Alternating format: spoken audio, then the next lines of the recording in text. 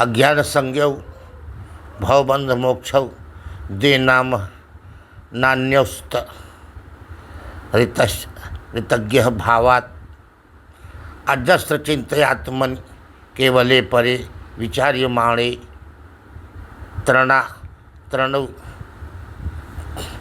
तरण विवाह वाहनी। अर्थात भावबंध एवं मोक्ष दोनों ही सत्य ज्ञानानंत आनंद स्वरूप आत्मा में वस्तुतः वैसे ही नहीं है जैसे सूर्य में दिन रात नहीं होते।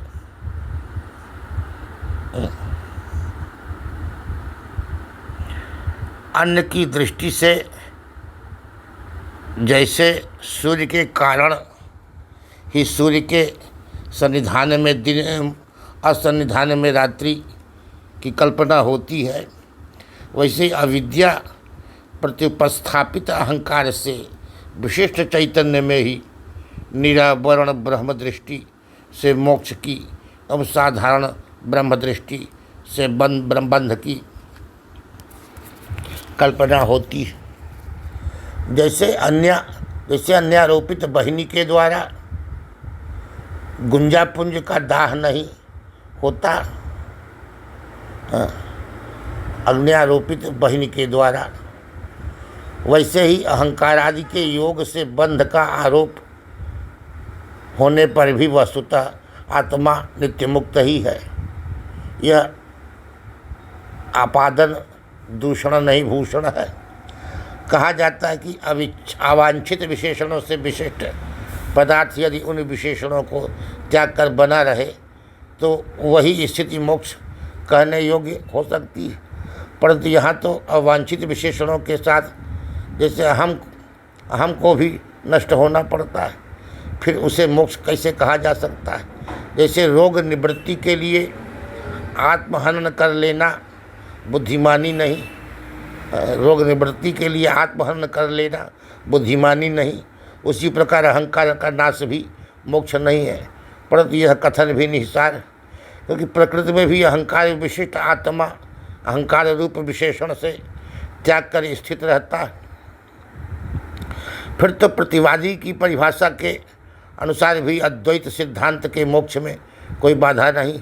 रोगादि निवृत्ति के लिए देहादि संबंध विच्छेदार्थ प्रतिवादी भी प्रयत्नशील होता ही है, तभी तो देहादि संबंध शून्य मोक्ष का प्रयत्न प्रतिवादी भी करता है।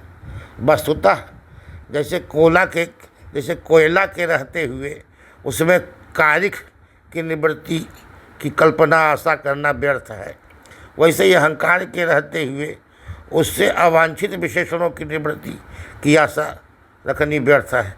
अहंकार में संसार वैसे ही रहता है जैसे कोयले में कालापन, किंतु आत्मा में संसार वैसा नहीं। जैसे स्वच्छ वस्त्र में कोयले के संसर्ग से कालापन होता है, स्वच्छ वस्त्र में कोयले के संसर्ग से आने वाला कालापन मिट सकता है, परंतु कोयले से कालापन नहीं मिट सकता।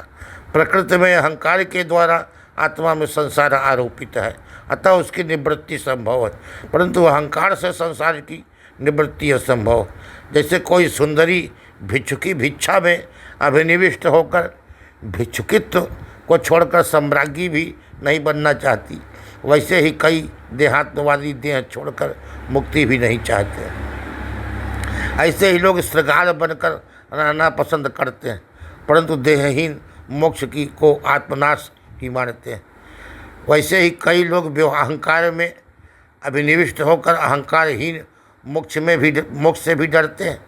इसलिए गौड़पादाचार्य ने कहा कि सर्वदृश्य विहीन अद्वैतात्म विज्ञान अस्पर्श योग यह ब्रह्मविद के अतिरिक्त सर्वयोगियों के लिए दुर्दर्श, इसीलिए वे लोग इस निर्भय पद से भी भयभीत होते हैं।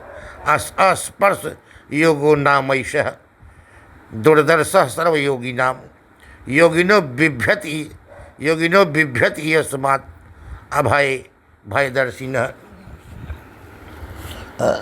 अतः अवस्थिते रीति काशकृतस्नः, इस बादरायण सूत्र के अनुसार अद्वैतियों के सिद्धांतानुसार मोक्ष उपपन्न होता है।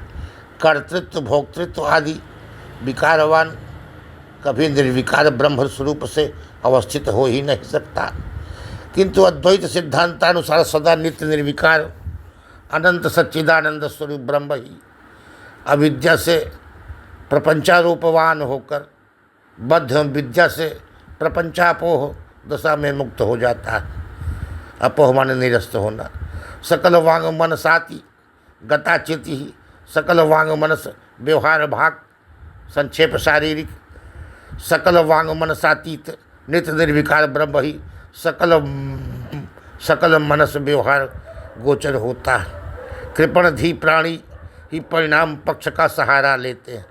छपित कलम से विद्वान विवर्तवाद का आचरण करते हैं। स्थिरमति स्थित प्रज्ञ तो व्यपगत द्वितीय परम पद का ही सदा अनुभव करता है।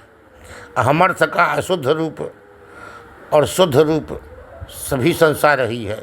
जो अनुष्ठाता है वह कभी अकर्ता नहीं हो सकता, और जो अकर्ता नहीं वह अभोक्ता नहीं हो सकता। वह अकर्ता नहीं वह अभोक्ता नहीं हो सकता। ऐसी स्थिति में प्रतिपादी का मोक्ष एक प्रकार का स्वर्ग ही ठहरेगा। अतएव अहमर्थ कर्ता भोक्ता व मोक्ष में अस्तित्व मानना मोक्ष तत्व का उपहास करना संविद निष्प्रपंच ही है। संविद मोक्ष स्वरूप ही है। मोचनम मोक्ष।